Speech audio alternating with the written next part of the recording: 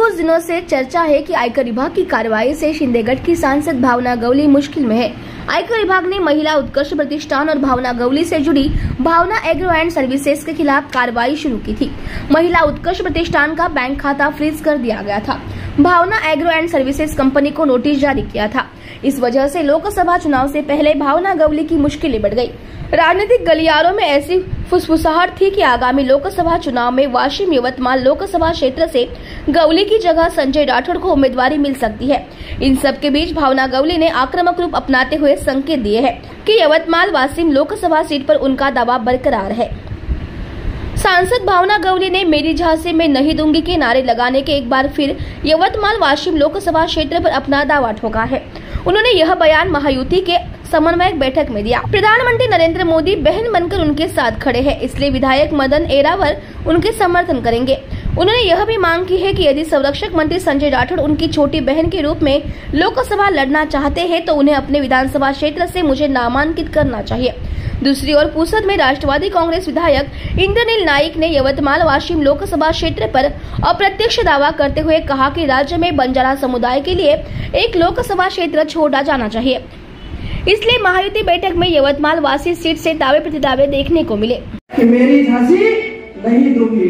संजय भाऊ, तुम्ही जर लोकसभा घेतली तर विधानसभा तुमची मी घेणार। तरी मंडळी या ठिकाणी एकत्र झाली। आज अजितदादा पवार असतील या ठिकाणी आपल्या या महायुतीमध्ये सहभागी झाले का? अजितदादा आले कारण प्रधानमंत्री नरेंद्रजी मोदी साहेबांचं काम दादांनी बघितलं आणि या देशाच्या राजकारण सुद्धा दादा बघताय। आता मी असं म्हणेन की या राज्यामध्ये तीन त्रिमूर्ती ज्या आहेत, तीन मूर्ती म्हणजे आमचे शिंदे साहेब, त्यांना मी कर्ण म्हणते। कोणी गेला? बच्चू भाऊ गेले, किती कोटी पाहिजे? 100 देऊन टाकले।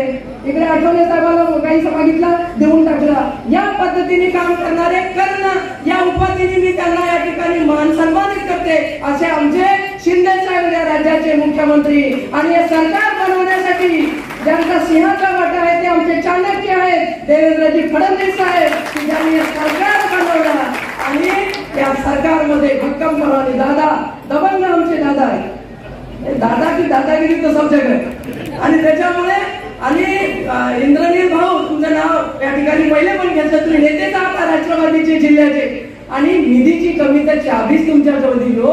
त्या तिजोरीतून काय काय काढायचं ते काढून घ्या, परंतु मोदी साहेबांना आपल्याला या देशाचा परत प्राईम मिनिस्टर बनवायचं आहे आणि सामाजिक विषय या ठिकाणी आपण मांडला।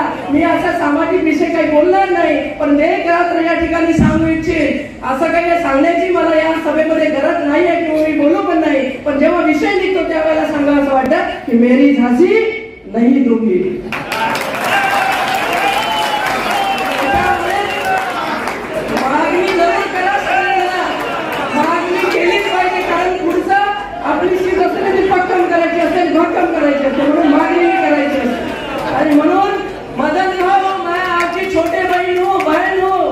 छोटी बहन को कभी भाई ये धागे का रिश्ता जो होता है ना, लोग बोलते हैं कि धागे का रिश्ता मोदी साहब ने निभाया। हाँ, मोदी साहब ने निभाया, लेकिन हमारे एक भाई हैं, हमने जिनके साथ में काम किया, मेरे धागे के ऊपर बोलते, मेरे भाई धागे के ऊपर मत बोलो, ये धागा बहुत पवित्र है और पवित्र धागे के साथ हमारे मदन भाऊ भी मेरे साथ खड़े। मुझे को कोई शंका नाही, मला काही शंका नाही, माझ्या मनात काही किंतु परंतु नाही। आणि संजय भाऊ, तुम्ही जर लोकसभा घेतली तर विधानसभा तुमची मी घेणार।